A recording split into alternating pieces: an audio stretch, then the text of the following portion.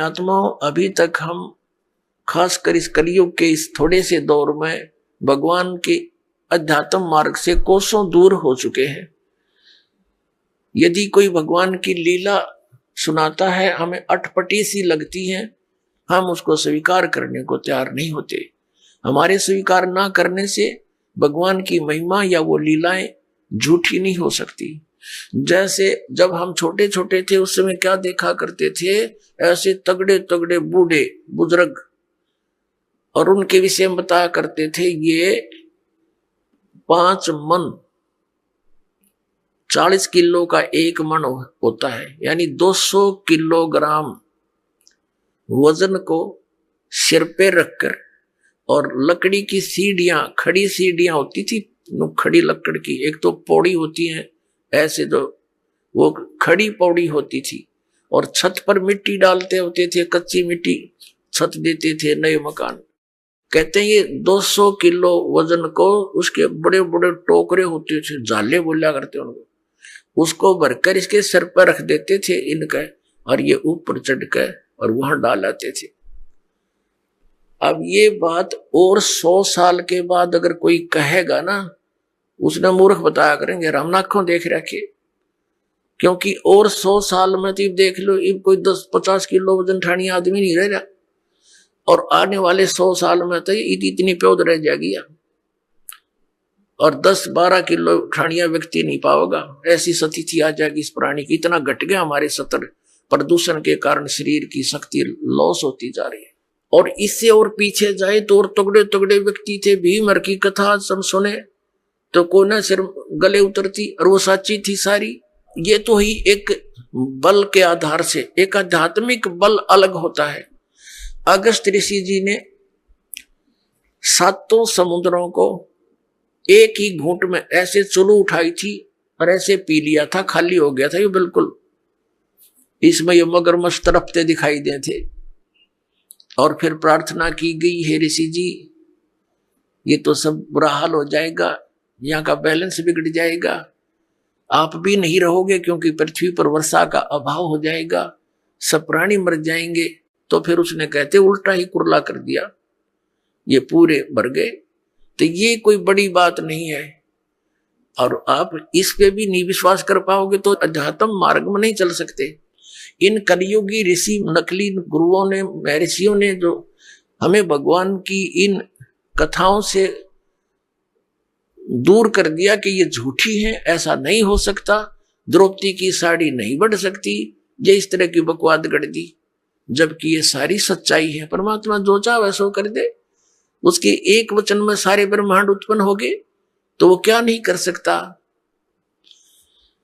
तो अध्यात्म मार्ग में पुण्यात्माओं अविश्वास नहीं चलता, और पहले हमारे पूर्वजों को अविश्वास नहीं था, और उस अविश्वास का और ब्लाइंड फेथ था उनका भगवान में और उन गुरुओं में, तो उन्होंने दुरुपयोग किया नकली ऋषि में ऋषि गुरुओं ने, ये वर्तमान के कलयुग क्या ने, कि उनके ब्लाइंड फेथ को कि जो गुरुजी बोल रहे हैं वो सारी सच्ची होती है, हमने ब्लाइंड फेथ किया, और जो मार्ग उन्होंने बता दिया हमने ये सोचकर ग्रहण किया कि ये हमारे सदग्रंथों से ही पढ़कर सुनकर वहीं से इन्होंने ज्ञान दिया।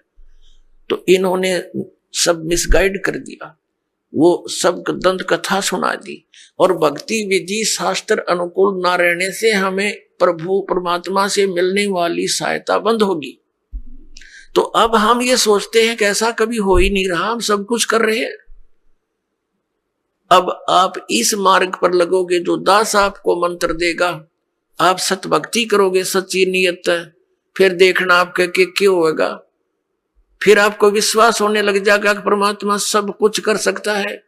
आपको देखो जैसी आपकी श्रद्धा और भक्ति बढ़ती चली जाएगी, उतना ही मालिक आपके निकट आओगा, और परमात्मा की पावर से तो कुछ भी हो सकता है। अब जैसे एक जैक होता है, जैक इतना को सब सारा लोहे का जुगाड़ सा, जिसने उसके फंक्शन का ना पता हो, और कोई ये कहे कि ये जैक 250-300 क्विंटल यानी 3-4 टन के ट्रक को इंक्लूडिंग उसके वजन, उसके वेट के, और वो इतना ऊंचा उठा दे 1 फुट, तो कैसे जच्चा, किसी व्यक्ति का जच्चा या जिसने उसका फंक्शन का ना पता हो, और उसने लगा के देखो 2-4 रुपये घुमा दे, इतना ऊंचा उठा दे, सारे के सारे ने चाहे बजरी का भरा हो सारा वो ट्रक, और ऊपर उठा दे वो। तो ऐसे परमात्मा की वो वर्ड पावर है, यानी उसकी शब्द शक्ति है, वो सारे ब्रह्मांडों को उठा के छोड़ दिया और उस शब्द शक्ति से चल रहे हैं, घूम रहे हैं, अपनी अपनी क्रिया कर रहे हैं। वो जैक है परमात्मा का, ये समझो। तो इस मार्ग में आप जी को अब पुनः ब्लाइंड फेथ करना पड़ेगा, लेकिन ब्लाइंड फेथ करने से पहले आपने इस मार्ग को जैसे दूध का जला हुआ फूंक मारता है लस्सी को, ऐसे ग्रहण करना। आंखें बंद करके ग्रहण नहीं करना, लेकिन इसको ग्रहण करके फिर आंखें बंद कर लेना। कहने का भाव यह है कि फिर अग्रम अग्रम ना करना, यू नाम लेने पीछे। इस दीक्षा लेने से पहले आप खूब ट्राई करो और खूब परीक्षण करो, सब जो दास बताता उसका प्रमाण देखो, और फिर आंखें बंद करके उपदेश ले लो, और फिर आंखें ही बंद रखना, यानी ब्लाइंड फेथ करना, पूर्ण विश्वास करना दास के एक एक शब्द पर, फिर आपकी भक्ति चलेगी। अब तो आप आते हो दूध के जले हुए, और फिर यहां फूंक मारते हो लस्सी को भी, कोई बात नहीं, कुछ दिन के अंदर आपको अपने आप डिफरेंशिएट का पता लग जाएगा। और खूब ट्राई करो पहले, फिर बाद में अगन बगन करोगे तो भगवान का लाभ मिलना बंद हो जाएगा। दीक्षा लेने के बाद यदि आप दास के वचनों में अविश्वास करते हो, आपका नाम नहीं रहेगा। कह कबीर सुनो भी साधो, मैं तो हूं विश्वास में। अब उस परम पिता परमेश्वर परम पूज्य कबीर जी, जो एक जुलाहा जाति में, एक झोपड़ी में रहने वाला, एक धोती लंगोटी में रहने वाला, और उसको भगवान मानना बालकों का खेल है, लेकिन वो परमात्मा है और थे और रहेंगे, क्योंकि हम समझ नहीं सके। अब उसको कोई परमात्मा मान सकता है? जब दास ने प्रारंभ में कहना शुरू किया तो लोग मजाक किया करते थे कि देख यो भी दानक हो गया। अरे भले हुए कृति, हम तो लेट हो गए, दानक होने में हमने तो पहले होना चाहिए था, जब पता लग जाता था। कहने का भाव ये था कि दानक का अर्थ है कबीर पंथी। उस कबीर पंथ परमात्मा परमेश्वर के द्वारा दिए हुए वे ऑफ वर्शिप पे, उस रास्ते पर चलने वाले तो हमने पहले बन जाना चाहिए था। हमारे दादे परदादों ने बन जाना चाहिए था। भूत बने फिरे नकली संतों और पंथों, इन गुरुओं के शास्त्र विरुद्ध ज्ञान को सुन सुनकर अरीब उनके श्राद्ध निकलवावे, वह भूत बने फिरे आप खावे, क्योंकि तुम्हारे पिताजी स्वर्ग में दुखी हो रहे हैं। अरे स्वर्ग की तो हो गया जहां दुखी हो रहे हैं, लोग नरक में डलवा दिए, उल्टी साधना करवा के, और फिर आप पेट भरे और श्राद्ध के तुम्हारे पिताजी खावे।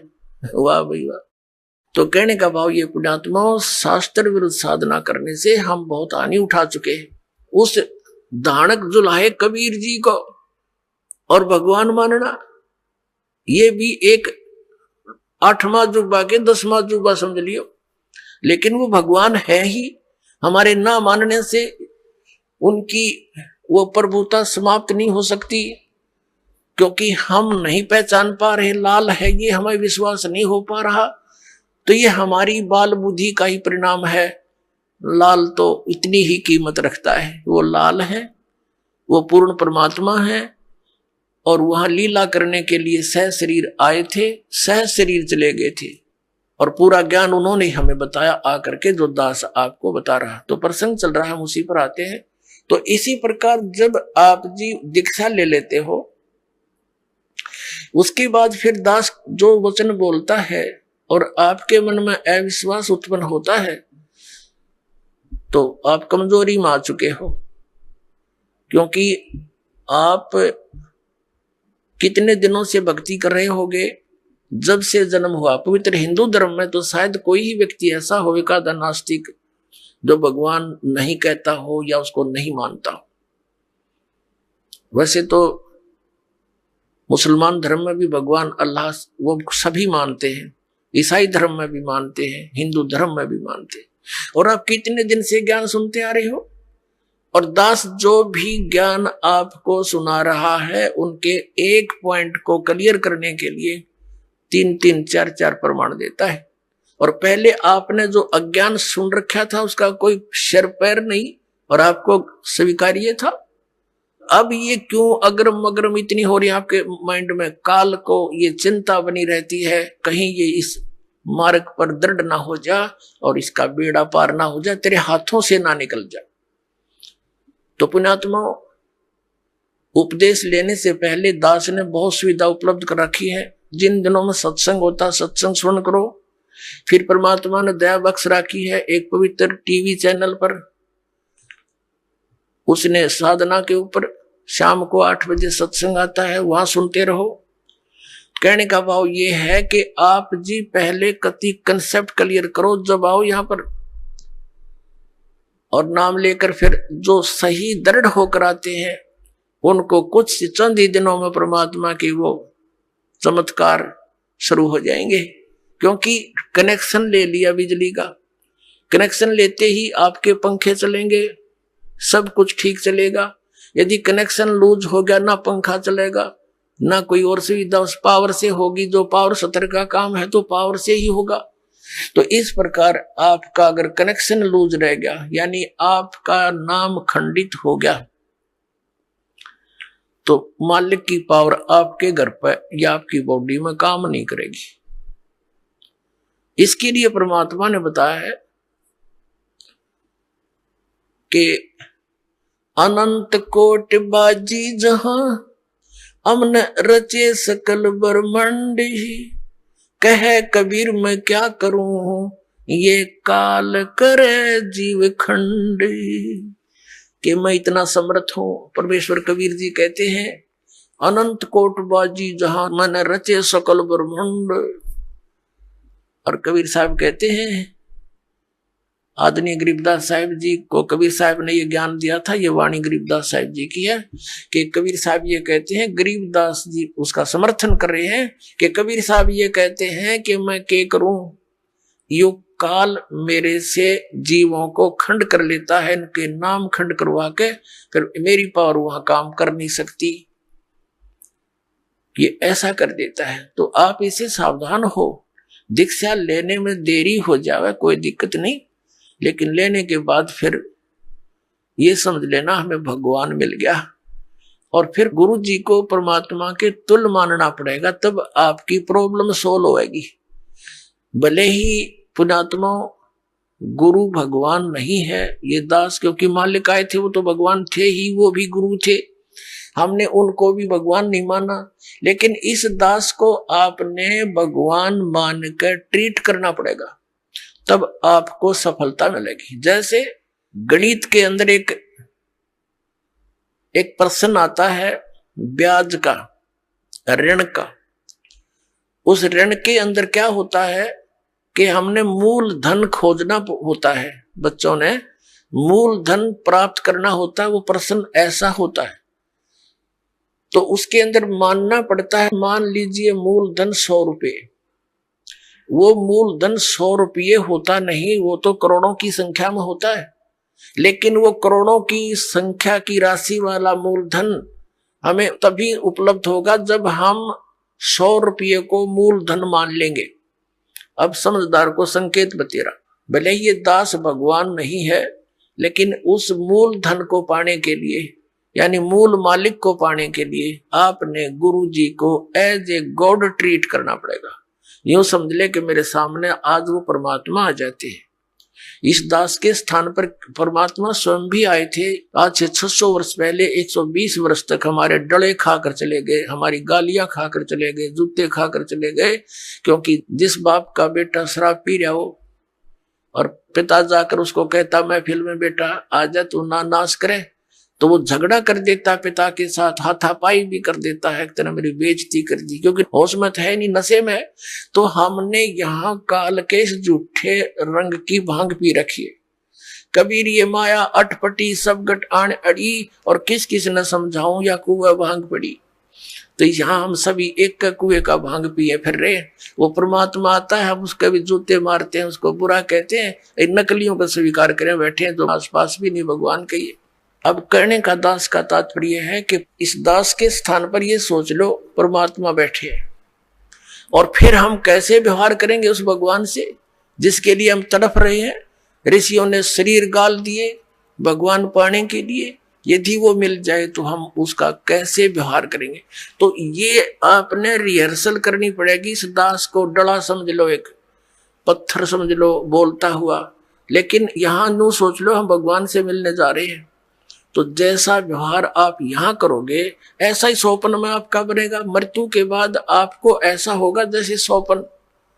और वहां भगवान दास के रूप में पहले आपकी परीक्षा लेगा, बाद में ऊपर सिलेक्ट करेगा, ले जाएगा सतलोक। तो वहां जैसी भावना, जैसा अच्छा या बुरे विचार आपके इस दास के प्रति होंगे, आपके मस्तिष्क पर लिखे आएंगे वहां पर। क्योंकि वहां कोई रोल ना चल है, या तो हम 100 बात छुपा ले, आपके मस्तिष्क पर लिखे आएंगे। रिजेक्टेड और सिलेक्टेड कहने की जरूरत को नहीं, बस वहां तो न्यू करना भगवान ने, फिर रह जाओगे वहीं से। फिर ठीक है, आपने जो भक्ति की है, पहले तो यदि गुरु जी के प्रति आपकी आस्था एज ए गॉड नहीं है तो भक्ति आपकी बने को नहीं, भक्ति चलेगी ही नहीं। आप सब साधना करते भी दिखोगे, फिर हमें कोई लाभ नहीं हो रहा, तो आपके अंदर भक्ति अंकुर वो फूटा ही नहीं। तो पुण्यात्माओं, कहने का भाव ये है कि जैसे आपको दास बताना चाहता है कि उपदेश लेने के बाद फिर आपने इस दास को परमात्मा की तुल्य समझना पड़ेगा। ये दास परमात्मा नहीं है, ये तो उसका कुत्ता है, आपको जगाने के लिए भेज रखा है। आप धनी हो भक्ति के, आप सोए पड़े हो, आपका जीवन नष्ट हो रहा है, चोरी हो रही है, धन लुट रहा है आपके श्वास रूपी पूंजी का, ये दास जगा रहा है डंडोरा पीट पीट के, आवाज लगा लगा कर। लेकिन आपके लिए परमात्मा का विधान है, गुरु गोविंद कर जानियो और रहियो शब्द समाए, मिले तो दंडवत बंदगी नहीं पल पल ध्यान लगावे। कि गुरु को भगवान मानकर चलना और रहियो शब्द समाए। शब्द समाये रखना मतलब जो उसने मंत्र दिया है वो सत मंत्र, सतनाम यानी सत भक्ति, उसमें लीन रहना, गुरु जी को भगवान मानना और जो उपदेश मंत्र दिया है उसमें समाये रहना, उसकी भक्ति पर ज्यादा ध्यान रखना। और जब भी मिले तो दंडवत बंदगी, जहां मिले वहां दंडवत प्रणाम करना। और नहीं मिल पाते हो जैसे घर पे, तो पल पल ध्यान लगावे, यानी परमात्मा के गुणों को अपने गुरु जी के ऊपर लक्षित करें और फिर आपका भाव बनेगा, एक प्यार जागेगा इस दास के प्रति जैसा इस काल के प्रति जाग्या था। और वही कसक आपकी इस दास के प्रति होगी, तभी हम वहां चलेंगे। जिस कसक के साथ हम वहां डटे नहीं डटे, तो ऐसा ही भाव। अब हम कैसे भावित होते हैं, जैसे एक हीरो या हीरोइन नकली बात बना के, एक तो उसने पढ़ा हुआ है फिर वो बोल रहा है, उसके एक दो डायलॉग पर हम आसक्त हो जाते हैं। वो हो बड़ा क्या बात कही, बड़ा सुंदर बोला, और यहाँ दास ने ऐसा पिटारा खोल दिया इन बोलों का, वचनों का। तो इस आधार से भी आपने प्रभावित होना चाहिए। जब आपकी आत्मा निर्मल हो जाएगी, कमाल कर दिया गुरु जी ने, तो ऐसे निर्णय करके ज्ञान दे दिया। तो हमने ऐसे प्रभावित होना है और आसक्त होना है उस परम पिता पर इस दास के माध्यम से। ये रिहर्सल आपकी फिर ऊपर जाके काम आवेगी जो आप यहां करोगे। अब हम उसी प्रसंग पर आते हैं कि वहां परमात्मा ने कहा कि आप जाइए, मैं इन बच्चों को, इन आत्माओं को तेरे पास भेज दूंगा, पर अपने सिस्टम से भेज दूंगा। अब उस परमेश्वर ने हम सभी को सूक्ष्म रूप बना दिया। और पुण्यात्माओं, ये पौराणिक कथा हम सुनते पढ़ते हैं, वो झूठ नहीं है, लेकिन वो कहाँ तक है, वो किस स्तर की है, वो अलग बात है। तो उसमें बताया था कि एक राजा की लड़की विवाह के योग्य होगी, वो ब्रह्मा के लोक में चला गया ब्रह्मा जी से संयोग पूछण खातिर। वहां उसको कथा चल रही थी, वो सुनने लग गया। यहाँ कहते हैं तीसरा युग आ गया, द्वापर युग आ गया तीसरा। तो उसने पूछा, जी मैं तो लड़की का संयोग पूछने आया था, योग्य वर कहाँ मिलेगा, कोई विधि बताओ हमारे को। तब ब्रह्मा जी ने कहा कि जहां से तू आया वहां तो अब तीसरा युग आ चुका है, द्वापर आ गया है। और सतयुग से आए हुए वो इतने लंबे लंबे थे, यानी 100 फुट ऊंची हाइट थी इन मनुष्यों की। सतयुग में 100 फुट थे भी ऊपर, 150 फुट।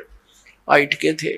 द्वापर के प्रारंभ में ये 40 और 50 के आसपास, द्वापर के प्रारंभ में 40-50 के आसपास हाइट रह गई थी मनुष्य की। अब यही आपका गले उतरे नहीं, क्योंकि आपने देखे ही जितने 5.5-6 फुट, मैक्सिमम 7 फुट। कोई बात नहीं, ये अध्यात्म मार्ग है पुण्यात्माओं, फिर से पनप रहा है, फिर से अंकुरित हो रहा है यथार्थ ज्ञान, यथार्थ मार्ग। तो धीरे धीरे ये घर भी करेगा, स्थान भी बनाएगा। तो वो नीचे भेजा तो उसको बताया कि अब तो ये आपका वर होगा। अब वह लड़की तो 60-70 फुट की और वो 40 फुट का उसका वर, दोनों छोटा दिखे। कहते हैं बलराम नाम था कृष्ण का भाई। तो उसने हड़ मारा उसके कंधे पे लड़की के, वह छोटी होगी, उसके 70 में आएगी, फिर उनका ब्याह हो गया। अब इसको हम गलत भी नहीं समझे, हमने सिर्फ अपने अध्यात्म मार्ग को समझना है कि ये तो एक जन साधारण छोटी सी भक्ति शक्ति युक्त व्यक्ति ऐसे ऐसे काम कर दे, सातों समुद्र पी जा। और वो परमात्मा जिसने सारे ब्रह्मांड रचे, वो क्या नहीं कर सकता। दास का आपके इस हृदय में ये बात जमाने के लिए प्रमाण देने पड़ रहे हैं।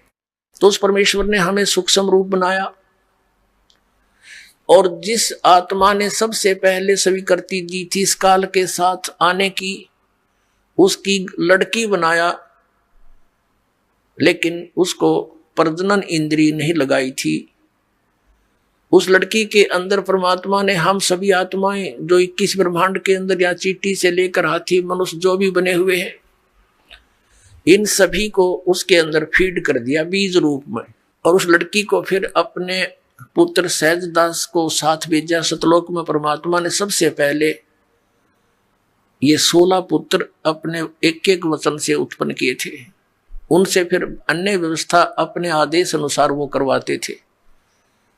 तो सहजदास को भेजा उस लड़की के साथ और कहा, बेटा जा उस ज्योत निरंजन सरपुरुष से कह देना कि जिन आत्मा ने तेरे साथ आने की स्वीकृति दी थी, इस लड़की के शरीर में फीड कर दिया है। पुण्यात्माओं, आज से 20, 30, 50, 100 वर्ष पहले शायद हम नहीं मानते कि ऐसा हो सकता है। अब विज्ञान ने हमारा ये मार्ग बहुत आसान कर दिया है। जैसे ये देखते हैं, कोई टेस्ट कराता है कि आपके 1 ग्राम खून में इतने करोड़ जीवाणु होने चाहिए, इतने लाख, और वो इतने कम है, इतने होने चाहिए। यानी 1 ग्राम ब्लड में और लाखों की संख्या में जीवाणु होते हैं। और कितना ब्लड आपके अंदर, हमारे शरीर में कितने जीवाणु हैं, वो सभी आत्माएं हैं। तो ऐसे वो फीड कर दिया इस लड़की के शरीर में। और ये कन्या थी, परमात्मा ने कहा जा आप निरंजन के पास छोड़ के आ सहजदास। सहजदास ने आकर के लड़की को ज्योत निरंजन के हवाले कर दिया और उसको बता दिया कि इसके बॉडी के अंदर परमात्मा ने वो सभी आत्माएं फीड कर दी है। और परमात्मा ने कहा, बेटी तू जितने जीव कहेगी उत्पन्न करना चाहेगी कर सकती है, जितना वो कहे उतने जीव उत्पन्न कर देना, वो नर आकार में या जैसे भी पशु पक्षी तू जैसे भी चाहेगी, वो एक बार कल्पना करना, वैसे ही रूप धारण कर तेरे शरीर से बाहर आते ही वो ऐसा रूप धारण कर लेंगे। अब यहाँ भी बात बहुत समस्या आ जाएगी आपको कि ऐसे कैसे हो गया। हम छोटे से जादूगर को देखा करते थे, बालक थे तब। जादूगर आता था, एक मुख में छोटा सा कंचा डालता था, ये अंटे खेल आकर बालक, गोली सी होती है कांच की, उनको 1, 2, 3 छोटी छोटी मुख में डालता था और फिर थोड़ी देर में दो करके और पत्थर काट देता। बता, वो तो एक जादूगर है, एक सिंपल। ये जादू जितनी भी ये आध्यात्मिक यहाँ की जो उठपटांग सी क्रियाएं हैं, ये सारी गॉड पावर से होती हैं। और ये क्या करते हैं कि वो पहले भक्ति सिद्धियां करते हैं तो परमात्मा से ही कुछ पावर ग्रहण कर लेते हैं, उसका ड्रामा बना लेते हैं, बस इतनी सी बात है। और उस मालिक ने सारा कुछ रच रखा उसके पास, तो वो खान है उस शक्तियों की, खान यानी वो तो एक पूरी स्टॉक है मालिक, पूरी पावर है उसके अंदर, वो कुछ भी कर सकते। और कहा कि बेटी तू जितने भी जीव वो कहे तो उत्पन्न कर देना। और ऐसा ही कहकर ज्योत निरंजन काल को समझाकर सहजदास लड़की को वहां उसके ब्रह्मांडों में छोड़कर वापस आ गया। अब युवा होने के कारण लड़की का रंग रूप निखरा हुआ था। परमात्मा ने यह परीक्षा लेनी चाहिए थी कि ये यहाँ रहने योग्य भी है कि नहीं। ये ज्योत निरंजन इसने यहाँ पहले तो ये फंड किया, एक पैर पे खड़ा होकर बकवाद शुरू की, या रहा नहीं गया इसके ऊपर, क्योंकि ये तीन जने, एक अचिंत, एक ये अक्षर पुरुष और ये सर पुरुष, ये तीनों अचिंत के लोक में परमात्मा ने रहने को कह दिया था। इस द्वीप में रहो तुम एक गर्भ में, और बाकी सभी हम आत्माएं उत्पन्न कर दी थी, सबको अलग अलग व्यवस्था कर दी थी। तो इसके अंदर ये खुरापात उत्पन्न हुआ कि हम तीन जने तो एक स्थान पे, बाकी सब अलग अलग, मैं भी अलग से राज्य प्राप्त करूं। तो इसने तपस्या करके ये स्थान प्राप्त किए 21 ब्रह्मांड। तो वहां जब इसने देखा कि लड़की का रंग रूप देख करके ये एकदम इसके अंदर विषय वासना जागेगी, रजोगुण से प्रभावित होकर इसने लड़की के साथ दुराचार करने की सोची। उसी गतिविधि इसने प्रारंभ की उसके साथ। तो लड़की ने कहा कि ज्योति निरंजन कुछ शर्म कर, देख पहले तेरी उत्पत्ति करी परमात्मा ने, हमसे पहले तेरा जन्म हुआ उन्हीं के वचन से, और फिर उन्हीं के वचन से हम उत्पन्न हुए हैं, और मेरी उत्पत्ति भी उसी से हुई है, हम बहन और भाई हैं। ऐसा जुल्म ना करे तू। पर ये इतना अंधा हो गया काम वासना में, ये हद से ज्यादा बढ़ गया, और बदमाशी करने के लिए मुंह खोला, आलिंगन बद्ध करना चाहा। लड़की भी उसी बाप की बेटी है, सूक्ष्म रूप बनाया, इसके मुंह के माध्यम से पेट में शरण ले ली, और वहां से पुकार की, पिताजी मेरी रक्षा करो, मेरी रक्षा करो। अब परमात्मा को पता था कि अब हो गए लड्डू मिलने शुरू इनको, इसके साथ जाना चाहते थे नकम्मे के साथ। वहां सारी सुविधाएं थी, भरा पूरा सारा सुख था, वो छोड़कर हम इसके साथ आ गए। अब परमात्मा ने कहा कि जा जोगजीत, 16 पुत्र हैं, उन्हीं से वो काम लेते हैं। जा जोगजीत, वैसे तो स्वयं ही अपने पुत्र जोगजीत के रूप में वहां आए थे, और कहा था कि सुन, अब परमात्मा चला जा तो उसका कलेजा फट जा, कलेजा हिल जाए उसका, मर जाओ, बेहोश हो जाओ, उठे को नहीं कई कई वर्षों तक।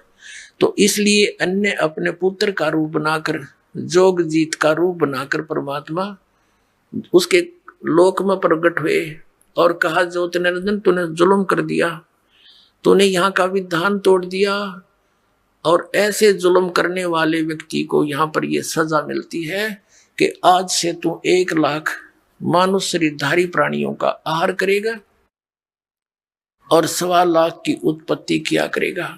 लड़की को उसके पेट से निकाल दिया, और दोनों को वहां से कह दिया कि तुम निकल जाओ यहाँ से, 21 ब्रह्मांड लेकर ज्योति निरंजन चला जा तुम यहाँ से। और लड़की ने भी कहा कि पिताजी मुझसे गलती होगी कि तू चली जा यहाँ से। अब परमात्मा को पता था कि ये अब ऊपरले मनते गलती मानने आ जाते फिर बात बिगाड़ेगी, तो हम सभी को वहां से निकाल दिया, क्योंकि सेब खराब हो जाती है, सेब विक्रेता उस इतनी अच्छी वस्तु और कीमती को भी नहीं रख सकता। लेकिन यहाँ ये फॉर एग्जाम्पल है। अब परमात्मा का उद्देश्य क्या था कि ये वहां जाएंगे तो इनके साथ क्या बिरानमाटी होगी ये पता ही था, पहले भी आगाह किया था भगवान ने हमारे को, लेकिन हम मानने नहीं, हम इतने आसक्त हो गए थे।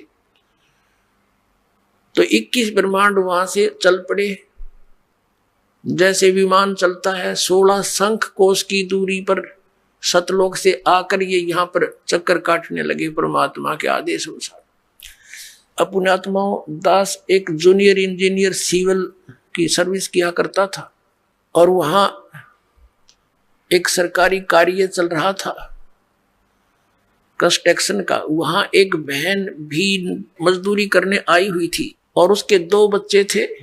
एक तो वृक्ष के कपड़े में बांध कर लटका रखा था, वो जैसे झूला सा बना देते हैं, एक नीचे वो खेल रहा था, और वो रो रही थी। हमने पूछा बहन क्यों रो रही है तू, क्या बात है? तो बहुत बुरी तरह सबक रही थी। तो उनके गांव से एक और था, उसने बताया जी ये ऐसे ऐसे। फिर वो हिचकी सी रुकी उसकी, फिर उसने बताई जी मैं बताऊंगी सारी कहानी कि मैं बहुत अच्छे धनी घर की लड़की थी और जिसके साथ मैं अपनी मर्जी से लव मैरिज करके आ गई, ये मजदूर था हमारे। और मेरे पिताजी को जब इस बात का पता चला तो उसने कहा बेटी ठीक है, हमने तो विवाह करना ही है तेरा, लेकिन जहां तू संयोग जोड़ना चाहती है यहां वहां दुखी बहुत हो जाएगी। लेकिन मेरे पिताजी की बातों का मेरा असर कतई नहीं हुआ, क्योंकि मैं तो अंधी हो चुकी थी। पिताजी के न चाहते हुए मैं इसके साथ आ गई। और अब ये क्या करता है मेरे साथ, मैं मजदूरी करती हूं और वो शराब पीता है, सारा दिन घर पे रहता है, दोनों बच्चों को साथ लाती हूँ और मजदूरी करती हूँ, इसलिए रो रही हूँ कि मैंने अपने पैर पे आपको आड़ा मार लिया। तो पुण्यात्माओं, परमात्मा हमें यही बता रहे हैं कि तुमने अपने पैर पे आपको आड़ा मार रखे हो। उस भरे पूरे परिवार को छोड़कर, वहां सर्व सुख संपन्न सतलोक को छोड़कर हम यहाँ आगे इसके साथ टिंडे लेने के लिए हम मजदूरी करते हैं, ये खाता है। अब इसने स्वर्ग क्या बना रखा है, एक रेस्टोरेंट है, ये वहां का मैनेजर है, ये इंद्र आदि वहां के मैनेजमेंट करने वाले नौकर छोड़ रखे। आप यहाँ भगवान की जो सच्ची भक्ति करोगे तो आपकी कुछ पूंजी जुड़ेगी। शास्त्र अनुकूल साधना करोगे तो, शास्त्र अनुकूल साधना नहीं करते उनका कुछ नहीं मिलता, वो सीधे नरक में डाल दिए जाते हैं। छोटा मोटा पुण्य करते हो उसके आधार से स्वर्ग में कुछ समय प्राप्त हो जाता है। अब जैसे वेदों अनुसार साधना क्या है, ओम नाम के जाप से प्रारंभ होती है। और बाकी जो हमारे शरीर के अंदर कमल बने हुए हैं नीचे बैकबोन में, इन कमलों के अंदर इन श्री ब्रह्मा, श्री विष्णु, श्री शिव जी और दुर्गा जी और गणेश जी के ये है, तो ऊपर स्थान उनका प्रतिबिंब हमारे अंदर दिखाई देता है। तो इनके भी साधना के मंत्र हैं। पुण्यात्माओं, एक साधना होती है, वो तो मजदूरी जानो, एक पूजा होती है। वो पूज्य जो है वो हमारा उद्देश्य होता है, इष्ट होता है, जिसको हमने पाना है। उसके लिए जो हम साधना करते हैं वो उसकी पूजा नहीं है। अब जैसे हमने पता है कि पृथ्वी में जल है और जल हमारा इष्ट है, उसको प्राप्ति के लिए हम हैंडपंप लगाते हैं, वो मजदूरी है, वो प्रोसेस है, वो साधना है और प्राप्य हमारा जल है।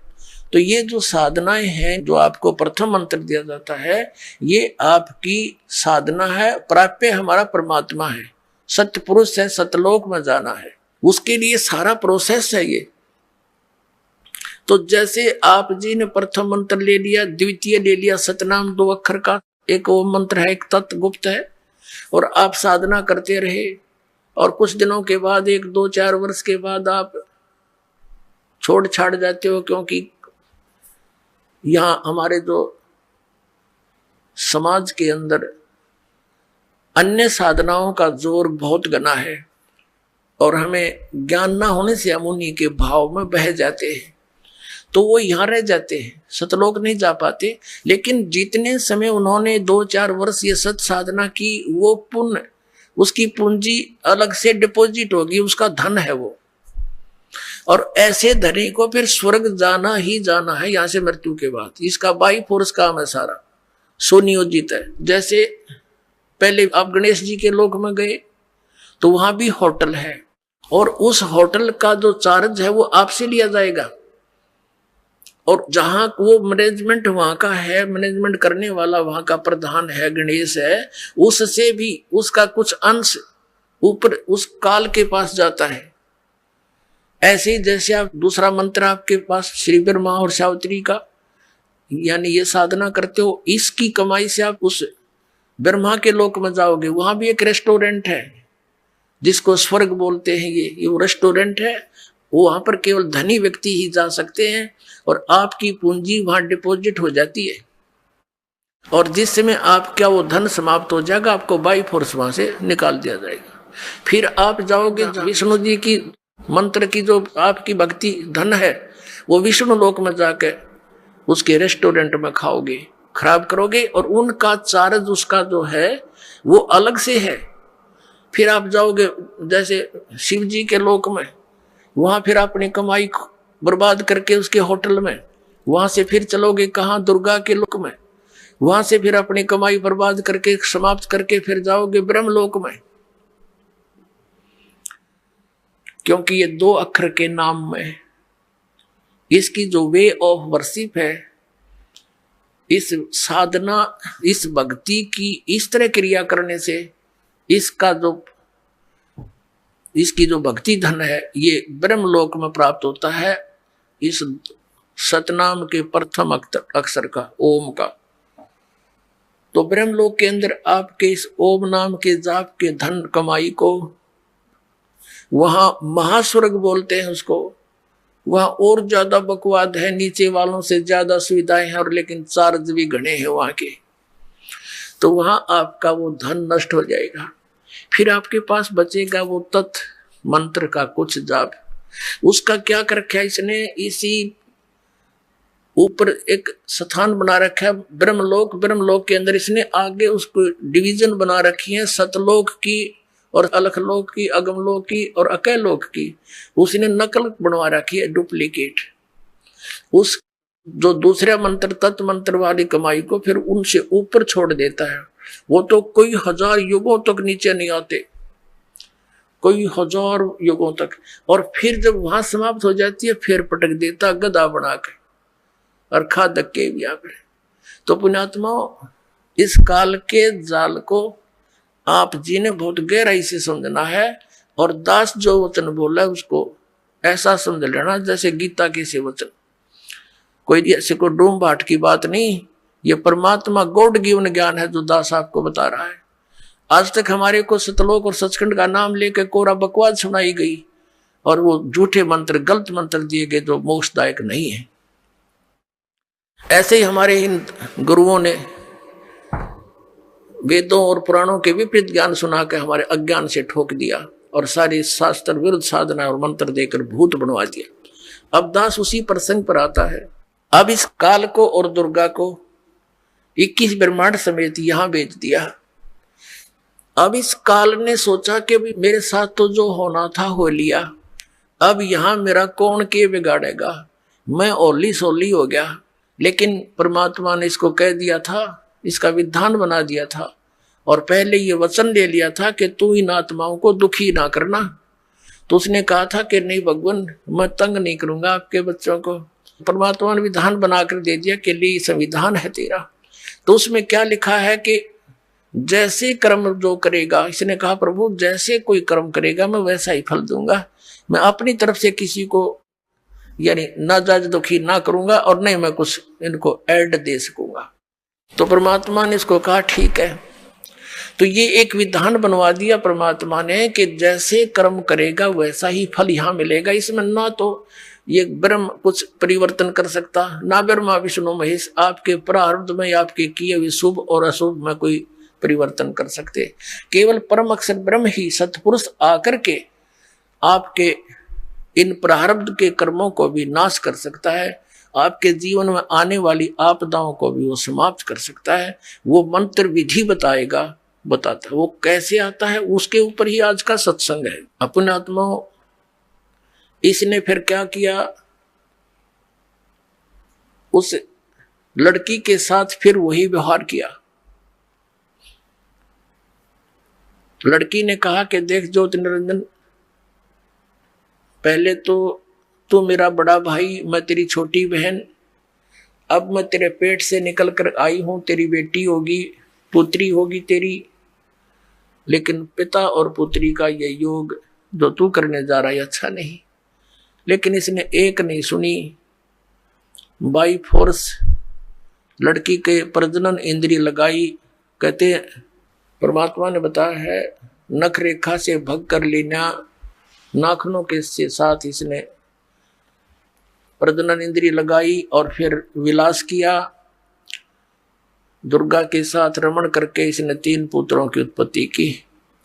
इस काल भगवान ने अपने एक ब्रह्मांड के ऊपरले हिस्से में एक गुप्त स्थान बना रखा है। वहां पर 3 स्थान बना रखे हैं, एक रजोगुण प्रधान क्षेत्र, एक सतोगुण प्रधान क्षेत्र, एक तमोगुण प्रधान क्षेत्र। अब जैसे किसी मकान में 3 कक्ष हो, एक कक्ष के अंदर लगे हैं अश्लील चित्र, तो वहां जाते ही मन में उथल पुथल बकवाद आने शुरू हो जाती है ऑटोमेटिकली, और जब तक वहां रहता है उसके अंदर वही विचार घर किए रहते हैं। दूसरे कक्ष में लगे हों साधु संत फकीरों के, महापुरुषों के चित्र, उनके इतिहास से हम परिचित हों, तो वहां जाकर के हमारा मन एकदम शांत और साधु संतों जैसे विचारों का ऑटोमेटिकली बन जाता है। और तीसरे कक्ष में लगे हों सूरवीर शहीदों और देशभक्तों के चित्र, तो वहां जाकर अपने मन में वैसी ही भावना बनती चली जाती है। ठीक इसी प्रकार इस काल ने, इस ब्रह्मा विष्णु महेश के पिता ने अपने एक ब्रह्मांड के ऊपरी हिस्से में बीच में बहुत बड़ा गैप दे रखा, जिसको वोक्यूम बोलते हैं, शून्य बोलते हैं। वहां कोई नहीं जा सकता इसकी रजा के बिना। तो वहां इसने क्या कर रखा है, एक रजोगुण प्रधान क्षेत्र बना रखा है, जैसा आपको बता इस टाइप का। तो जब ये अपनी पत्नी दुर्गा को वहां रखता है, सावित्री रूप बना लेता है और स्वयं ये ब्रह्मा रूप पंचमुखी हो जाता है, तो वहां इनके दोनों के, जब ये वहां रहते हैं, इनके विचार वैसे ही रहते हैं रजोगुणी। इनके संयोग से दोनों से जो पुत्र उत्पन्न होता है वो उन्हीं गुणों के युक्त हो जाता है। उसको फिर बच्चा होते ही इसको, जब वो थोड़ा सा जानने योग्य होता है, तभी उसको बेहोश कर देते हैं, अचेत कर देते हैं और कोमा के अंदर उसकी परवरिश करते रहते हैं। जब तक ये जवान नहीं होते तब तक इनको बेसुध रखते हैं। फिर ये दूसरे स्थान पर चले जाते हैं सतोगुण प्रधान क्षेत्र में। वहां ये स्वयं विष्णु रूप धारण कर लेता, चतुर्भुज रूप धारण करके, विष्णु जैसा रूप करके, और लक्ष्मी जैसा रूप दुर्गा बना लेती है। यहाँ दोनों वहां रहते हैं सतोगुण प्रधान क्षेत्र में। इन दोनों के संयोग से जो पुत्र उत्पन्न होता है वो सतोगुण युक्त हो जाता है, और उसको भी ऐसे ही जब ये थोड़ा सा बालक होता है, जानने योग्य होता है, उसी समय इसको कोमा में कर देते हैं, अपनी सिद्धि शक्ति तक अचेत कर देते हैं और परवरिश जारी रखते हैं इसकी। ठीक इसी प्रकार ये तीसरे स्थान पर जाते हैं जो तमोगुण प्रधान क्षेत्र है। वहां ये क्या करता है, ऐसा रूप बना लेता है जैसा आप शिव का देखते हो चित्रों में, और अपनी पत्नी को पार्वती रूप बना करके दुर्गा को वहां से रखता है। इन दोनों के संयोग से, पति पत्नी व्यवहार से जो पुत्र उत्पन्न होता है वो उन्हीं गुणों से युक्त हो जाता है। उसको भी फिर बेहोश कर देते हैं और परवरिश जारी रखते हैं। जब ये तीनों युवा हो जाते हैं, ये सब कार्य ये सुनियोजित तरीके से और गुप्त और धोखे में रखकर करता है, ताकि कहीं किसी जीव को पता ना लग जा मेरे काले कारनामों का। और दुर्गा को इसने सख्त हिदायत दे रखी है कि यदि तूने मेरी बात का कहीं भेद खोल दिया कि मैं 1 लाख मनुष्य शरीरधारी प्राणियों को खाता हूं, तो मेरे से बुरा नहीं होगा। अब ये इससे डरती है क्योंकि अपने पैर पर कुहाड़ा मार के इसके अधीन होगी, जो ये कहता है ये वही करती है। इसने भी पाप का ढेर कर दिया। अब ये विवश है, तो इसने क्या किया, जब ये तीनों पुत्र युवा हो जाते हैं, इनको सचेत कर देते हैं। जैसे विष्णु जी को शेष नाग की सैया पर इसके नाभि कमल से उगा दिया एक फूल कमल का, और वहां उस दूसरी स्थान पर निकाल दिया, उस पर ब्रह्मा को स्थापित कर दिया, और फिर कैलाश पर्वत पर शंकर भगवान को युवा होते तीनों को होश में ला दिया। आप श्रीमद् देवी भागवत गीता प्रेस गोरखपुर से प्रकाशित तीसरे स्कंद में 5 से लेकर 6-7 अध्यायों में आप पढ़ोगे, उसमें समय आने पर आपको वो दिखाएंगे, पढ़ाएंगे। उसमें क्या बताया है कि ब्रह्मा जी बताते हैं अपने पुत्र नारद को, जब उसने सृष्टि उत्पत्ति का कारण पूछा कि बताया कि बेटा नारद के बताऊं, मैं तो कमल के फूल पर अचेत पड़ा था, जब मैं सचेत हुआ तो मुझे नहीं मालूम इस अथाह जल में मैं कहां से आ गया, मेरा कौन जनक है, मैं किसने पैदा कर दिया। फिर मैं उस डंठल पकड़कर कमल की नीचे उतरना चाहा कि देखूं ये कहां तक है। तो मैं कई वर्षों तक घूमता रहा, कुछ नहीं पाया। मैं डर के वापस जा बैठा। आकाशवाणी हुई तप करो तप करो। तो मैंने 1000 वर्ष तप किया। फिर आकाशवाणी हुई कि अब सृष्टि करो। अब ये काल क्या करता है, इनको पहले तो चार्ज करता है, बैटरी चार्ज करवाता है इनकी, तब करवा के सिद्धियां आ जाती है। फिर रिमोट अपने हाथ में रखता है। फिर इसने सोचा सृष्टि कैसे करूं। तो उसी समय इस काल ने अलग से मधु और कैटब नाम के 2 प्राणी और दुर्गा से उत्पन्न करवा दिए। वो दोनों राक्षस ब्रह्मा को मारने के लिए दौड़े। ये डरता कमल के डंठल पकड़कर नीचे को भाग लिया, सपीटता नीचे उतरने गया। आगे आके क्या देखा कि विष्णु जी बेहोश पड़े हैं। अब वो घबरा गया, अब क्या करूं, ये उठा नहीं, कैसे जगाऊं इसको।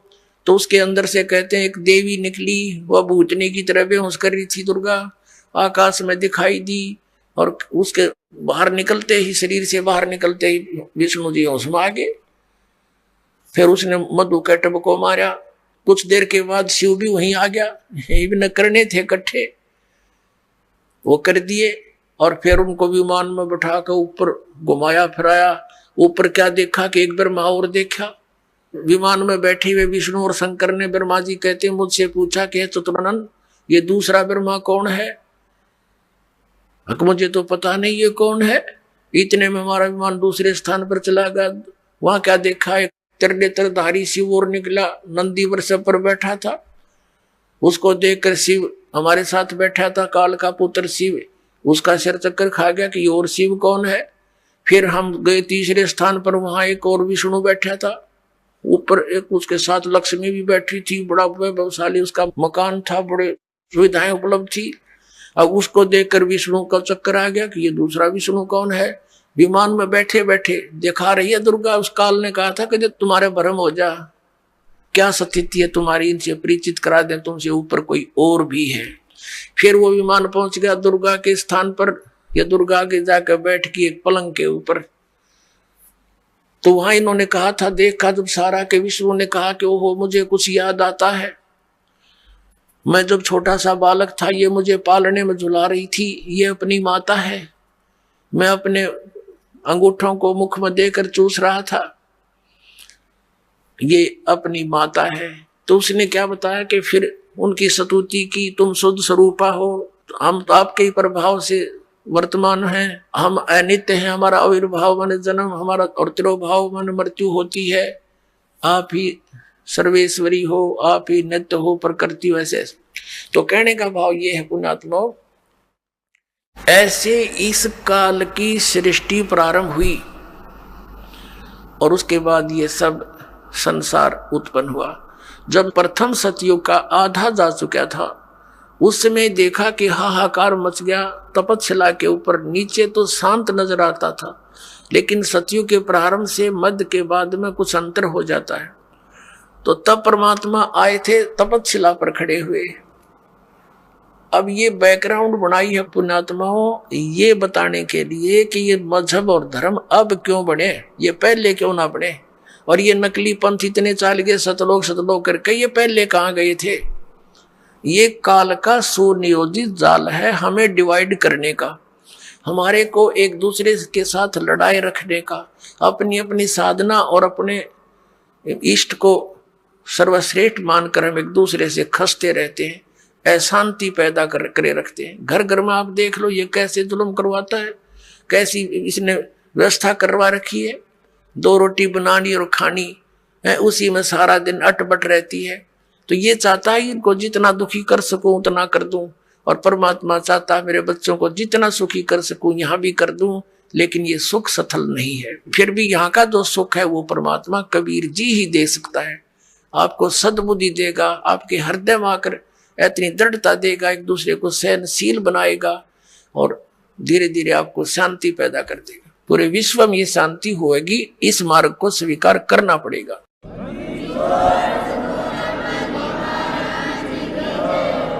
जब तपस्या पर ये परमात्मा खड़े थे, जीवों को बताया कि बच्चों तुमने ये जो तपस्या पर भूने जा रहे हो ये पाप वहां किया था। तब सभी ने पता लग गया, क्योंकि वहां ना कोई माँ साथ थी ना बेटा साथ था। यदि कोई साथ था तो वहीं दुख पा रहा था। तो सबकी आंखें वहां खुल जाती हैं, सारी बात सच्ची नजर आती है। या तो हम झूठे सुख की भांग पिए पड़े हैं, या तो अटपट हम कर लेते हैं, लेकिन जब आपदा जरा से भी आ जाएगी ना फिर हम सब मान लेते हैं। तो मालिक ने वो वहां उचित स्थान समझा उनको ज्ञान सुनाने का। तो सभी ने कहा भगवान हमसे गलती होगी। परमात्मा ने कहा कि आचार्य जी खड़ा होइए। वो गुरु जी था। आप क्या गुण गाया करते थे? विष्णु और भगवान शंकर पूर्ण परमात्मा है। तुम कहते थे भगवान निराकार है, वो परम ब्रह्म निराकार है। तुम परम ब्रह्म से परिचित नहीं, तुम काल को परम ब्रह्म मान रहे हो। ये सरपुरुष को, ये तुम्हारा शत्रु है, तुम्हें खा रहा है। ये निराकार नहीं है, ये अव्यक्त है। अव्यक्त माने प्रोक्ष है, गुप्त है। ये खुद कहता साथ में जाए कि गीता जी में 24 और 25 श्लोक में कि मैं अपनी योग माया से छुपा रहता हूं, मैं किसी के समक्ष नहीं आता। ये मेरा अव्यम अनुतम विधान है, अटल घटिया विधान है कि मैं कभी किसी के समक्ष नहीं आता। जैसे सूर्य के बीच में बादल आ जाते हैं, लेकिन सूर्य अव्यक्त हो गया, निराकार नहीं है, ऐसा समझो। तो परमात्मा ने कहा कि अभी दिखाता हूं तुम्हारा वो अव्यक्त। ये सब खेल परमात्मा कर रहे थे। अब उस ज्योति निरंजन ने सोचा अपने टाइम अनुसार के वो जीव जा चुके होंगे, इतने समय में उनकी पूरी वह सब्जी सी पक लेती है। और वो आकर क्या देखा, काल ने क्या देखा कि ये और कौन आ खड़ा हुआ यहाँ पर। उसका ध्यान तो परमात्मा में हो गया, और वो परमात्मा ने कहा उन जीवों को कि देखो भाई, वो है तुम्हारा भगवान जिसको तुम निराकार बताते हो, कि वो फिर शिव और विष्णु रूप में साकार है, वैसे वो निराकार है। ये यहाँ भी साकार है। ये देखो उसकी शकल, ओछा माथा, लंबे दांत।